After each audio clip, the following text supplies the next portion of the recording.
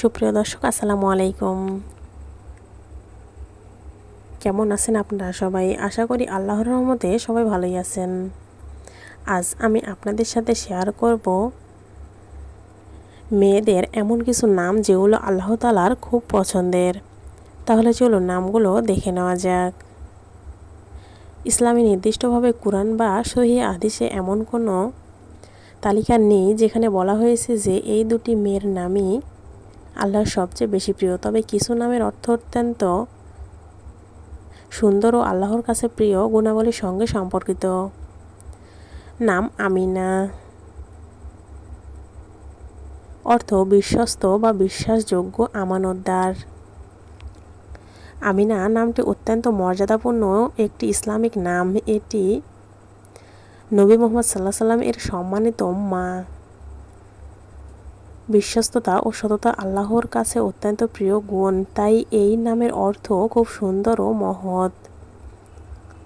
নাম সালিহা, অর্থ নেককার বা সৎকর্মশীলা ধার্মিক নারী।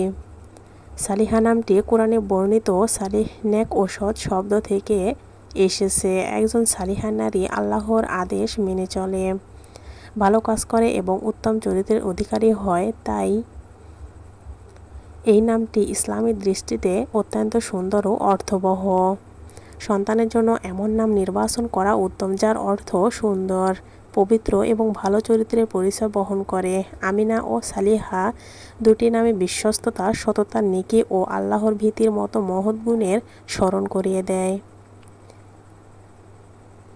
নাম আয়েশা, অর্থ জীবন্ত বা সুখী।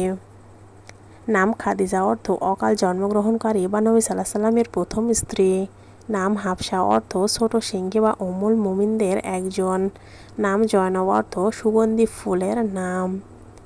নাম সুমাইয়া, অর্থ উচ্চ মর্যাদাসম্পন্ন ইসলামের প্রথম শহীদ নারী। নাম রুকাইয়া, অর্থ উন্নতি ও মর্যাদা লাভকারী। নাম উম্মে কুলসুম, অর্থ মহানবী সাল্লাল্লাহু আলাইহি ওয়াসাল্লামের কন্যার নাম। শিশুর জন্য এমন নাম নির্বাচন করা উত্তম যার অর্থ ভালো এবং যা ইসলামী মূল্যবোধের সঙ্গে সামঞ্জস্যপূর্ণ। নাম মানুষের পরিচয়ের অংশ, তাই অর্থবহ ও সুন্দর নাম রাখা একটি উত্তম কাজ। আল্লাহর কাছে মানুষের মর্যাদা কেবল নামের কারণে নয়, বরং ঈমান, তাকওয়া ও সৎ আমলের কারণে বৃদ্ধি পায়। আল্লাহ আপনাদের সন্তানকে নেককার, সুস্থ ও সফল বানান। আমিন। আজকের মতো ভিডিওটি এ পর্যন্তই। ভিডিওটি ভালো লাগলে অবশ্যই চ্যানেলটি সাবস্ক্রাইব করে পাশেই থাকবেন।